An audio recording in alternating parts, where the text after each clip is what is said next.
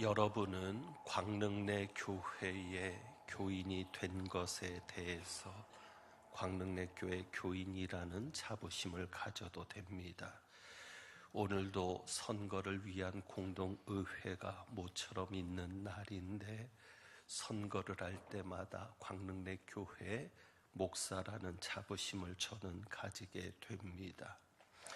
교인들이 많아지다 보니까 잘 모르겠다라는 이야기들이 들려왔습니다. 일꾼을 뽑아야 되는데 잘 모르겠다. 그래서 지난번 선거 때부터 교인들에게 선거를 위한 자료를 제공하도록 했습니다.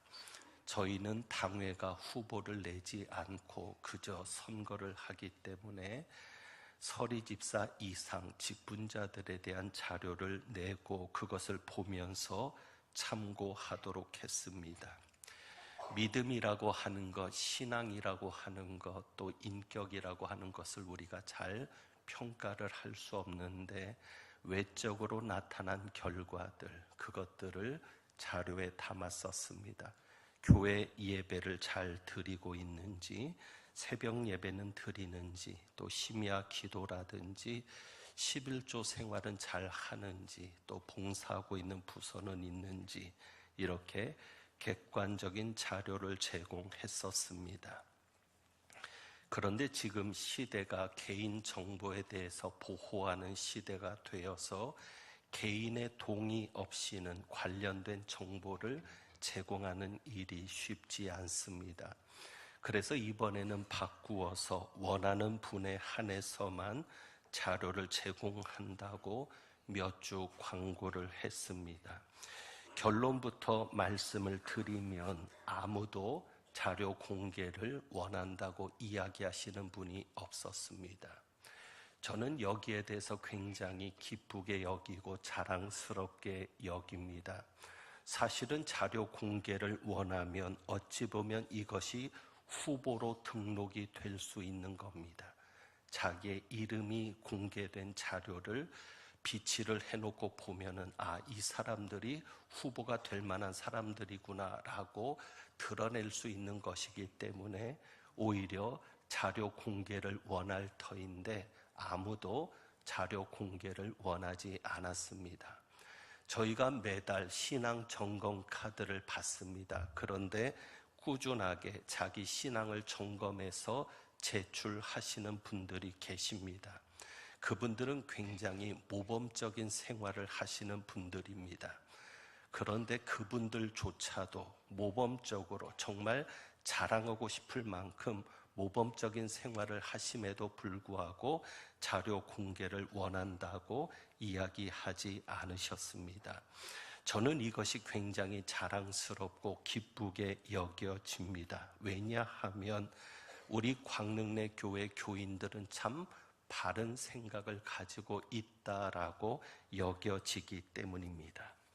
선거에 뽑히려 하는 것보다, 선거에 뽑혀서 일꾼이 되려 하는 것보다 더 바르고 긍정적인 생각을 가지고 있다라고 여겨집니다. 왜냐하면 오늘의 말씀처럼 그렇습니다. 오늘의 말씀을 보면 이런 설교 제목이 있습니다. 지도자가 아닌 종을 뽑는 일입니다. 여러분이 꼭 마음에 새겨 주셔야 합니다. 지도자가 아닌 종을 뽑는 일입니다. 우리 교회 교인들은 이 부분에 있어서 확실한 것 같습니다. 그래서 뽑히기 위해서 나서는 이도, 뽑히기 위해서 선거 운동을 하는 이도 볼 수가 없습니다. 저희 교회는 지금까지 선거를 하면서도 조용했고 선거 후에도 조용했습니다. 후유증이 거의 없었습니다. 그런데 사실 많은 교회들이 항존직 선거를 치르고 나면 어려움에 빠지기도 합니다. 왜냐하면 그들에게 있어서 선거는 지도자를 뽑는다는 생각이 들기 때문입니다. 종을 뽑는 것이 아니라 지도자가 뽑는다, 지도자로 뽑힌다라는 생각이 있기 때문에 여러 가지 부작용들이 나타납니다. 그러니까 어떤 교회에서는 직분이 계급이 되는 겁니다. 장로가 되고 안수집사가 되고 권사가 되면 승진한다고 생각합니다. 군대로 말하면 진급한다라고 생각이 됩니다.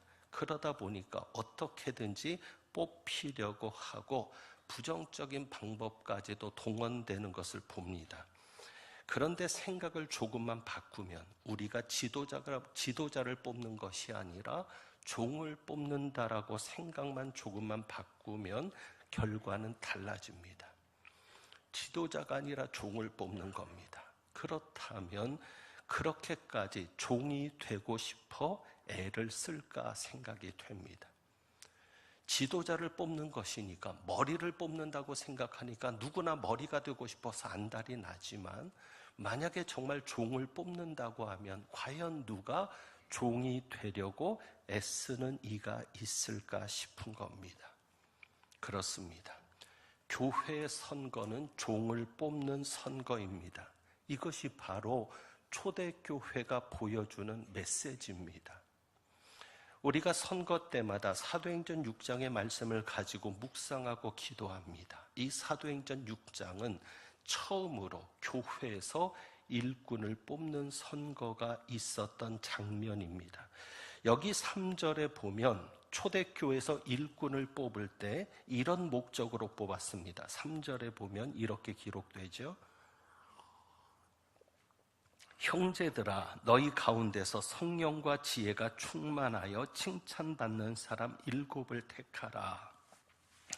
일꾼을 뽑는 기준이었습니다. 성령과 지혜가 충만하여, 그리고 5절에서는 믿음과 성령이 충만한 사람 그랬습니다. 성령과 지혜가 충만하고 칭찬받는 사람이 일꾼에 뽑히는 기준입니다. 그리고 3절에 보면 이렇게 말합니다.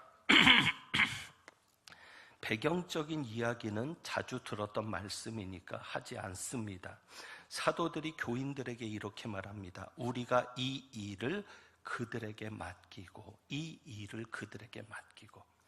그러니까 이 일을 맡기 위한 일꾼을 뽑은 것입니다. 자, 그렇다면 이 일이 무엇이냐? 6장 1절에 보면 이런 단어가 나옵니다. 이 일이 6장 1절에 보면 구제라는 단어가 나옵니다. 구제에 빠짐으로. 그러니까 이 일은 구제하는 일입니다. 2절에 보면 접대를 일삼는 것이 마땅하지 아니하니, 이 일은 접대하는 것을 말합니다. 그러니까 구제와 접대를 말합니다. 결국 무엇을 위해서 일꾼을 뽑은 겁니까? 구제하고 접대하기 위해서 일꾼을 뽑은 것입니다. 이 구제와 접대라는 이 말이 우리나라 말로는 다르게 쓰여졌습니다. 구제와 접대, 완전히 다른 의미죠. 그러나 헬라어로는 단어가 한 단어입니다. 그러니까 똑같은 단어를 이렇게 번역한 겁니다. 그러면 구제와 접대라는 이 말이 헬라어로는 어떻게 되느냐? 이것이 바로 디아코니아입니다. 디아코니아. 그러니까 구제도 헬라어로 디아코니아, 접대도 헬라어로 디아코니아. 디아코니아 아시죠? 섬김입니다. 봉사입니다. 이 디아코니아라는 단어에서 영어로 디컨이라고 하는 집사라는 말이 나왔습니다. 결국 단순히 구제를 하고 또 우리가 손님을 대접한다는 생각을 하는 그런 접대를 위해서 일꾼을 뽑은 게 아니라 무엇을 위해서? 섬기는 일을 위해서. 섬기는 일을 위해서. 다시 말하면 이것은 식탁을 베풀었을 때, 초대교회가 공동 식사를 합니다. 이 식사를 베풀었을 때 식탁에서 섬기는 일을 하는 일꾼을 뽑은 겁니다. 공평하게 먹을 것이 돌아가고 공평하게 교인들을 돌볼 수 있는 그런 섬김을 위해서 뽑은 겁니다. 식탁에서 돕는 일이 종이 하는 일입니다. 결국 초대교회는 종을 뽑은 것입니다. 이것을 잊지 말아야 합니다. 초대교회는 종으로 섬길 수 있는 일꾼을 뽑은 것이지 지도자를 뽑은 것이 아닙니다. 그리고 오늘 본문에 보면 또 하나의 섬김이 있습니다. 그러니까 초대교회는 두 가지의 섬김이 있습니다. 또 하나의 섬김이 뭐냐면 4절입니다. 사도들은 이렇게 말합니다. 7명의 일꾼을 뽑아서 우리가 구제라든지 접대, 이런 디아코니아, 이 섬기는 일을 그들에게 맡기겠다. 그리고 우리는 오로지 기도하는 일과 말씀 사역에 힘쓸 것이다. 그러니까 사도들이 기도하는 일과 말씀에 전념하기 위해서 이런 섬기는 일들은 교인들에게 맡긴 겁니다. 그런데 여기에 보면 4절에 말씀 사역에 힘쓰리라. 이 사역이라는 단어도 디아코니아입니다. 그러니까 말씀 사역도 디아코니아입니다. 그러니까 교회는 두 가지 디아코니아가 있었습니다. 하나는 일반 교인들이 구제하고 접대하며 섬기는 일, 그리고 사도들이 말씀을 전하면서 섬기는 일. 다시 말하면 일반적인 섬김은 일꾼들에게 맡기고 자기들은 말씀으로 섬기는 일에 전념하겠다는 것이었습니다. 그러니까 이 설교가 무슨 일이에요? 설교도 디아코니아입니다. 설교도 섬기는 일입니다. 이것이 왜 중요한가 하면 교회가 이 부분을 놓치면, 목사님들이 이 부분을 놓치면 설교를 다스리는 것으로 착각합니다. 설교를 다스리는 것으로 착각합니다. 설교는 다스리는 일이 아니라 섬기는 일입니다. 그러니까 설교를 할 때 왕처럼 설교하는 분들이 있습니다. 자신이 재판관인 양 설교하는 분들이 있고 자기가 하나님인 것처럼 설교하는 일이 있습니다. 이것은 성경에 기준하면 잘못된 일입니다. 설교는 교인들을 섬기는 겁니다. 설교를 할 때 교인들을 섬긴다는 마음으로 설교를 하면 설교의 자세와 내용이나 전달의 형식이 달라질 수 있을 겁니다. 우리는 여기에서 한 가지 분명한 사실을 알게 됩니다. 교회는 섬기는 직분만 있습니다. 교회는 섬기는 직분만 있습니다. 교인들도 사도들도 섬기는 직분이었습니다. 예수님께서도 말씀하십니다. 여러분 잘 아는 말씀이죠. 마태복음 20장 27절 28절입니다. 너희 중에 으뜸이 되고자 하는 자는 너희의 종이 되어야 하리라. 인자가 온 것은 섬김을 받으려 함이 아니라 도리어 섬기려 하고 자기 목숨을 많은 사람의 대속물로 주려 함이라. 예수님도 섬기려 오신 겁니다. 그러므로 예수님의 제자로서 예수님의 뒤를 따라가는 이들이 보여야 되는 모습은 섬기는 자의 모습이어야 합니다. 정책당회 때 어찌 날짜를 정하다 보니까 모르고 정한 날짜가 종려주일 성찬식이 있는 날이 되었습니다.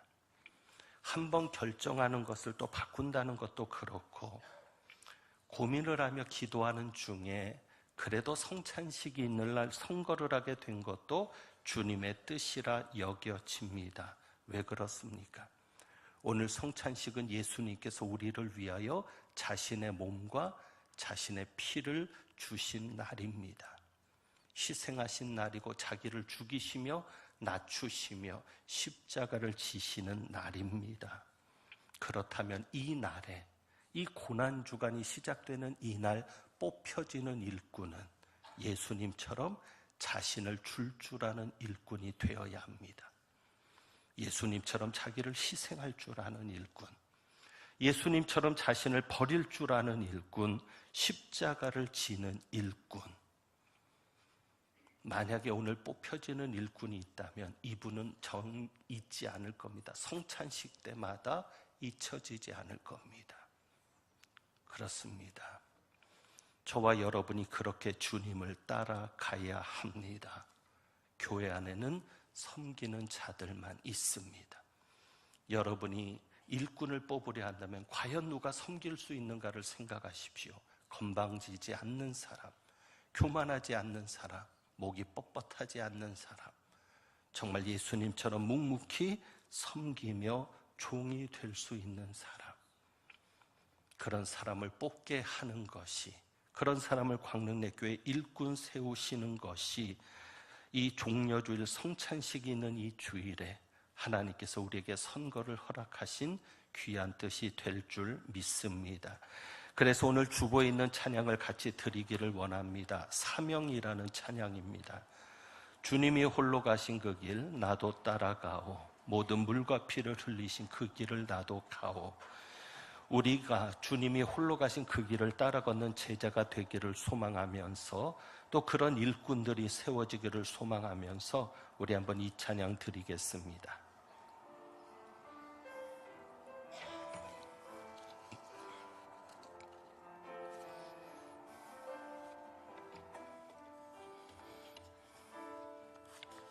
주님이 홀로 가신 그 길 나도 따라가오.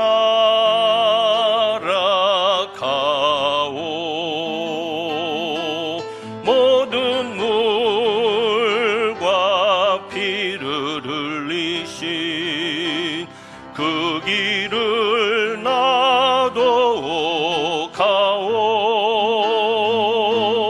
험한 산도 나는 괜찮소. 바다 끝이라도 나는 괜찮소. 죽어가는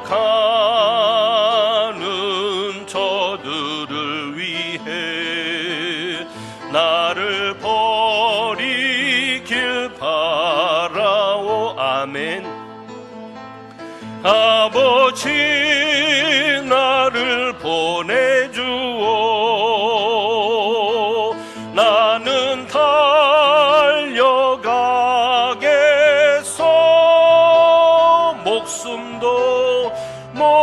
목숨도 아끼지 않겠소. 나를 보내주오. 세상이 나를 미워해도 나는 사랑하겠소. 나는 사랑하겠소. 세상을 구원한 십자가, 세상을 구원한 십 나도 따라가오.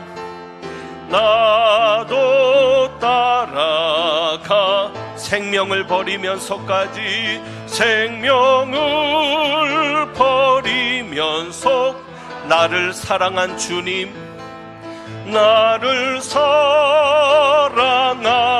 주님, 이 작은 나를 받아주오.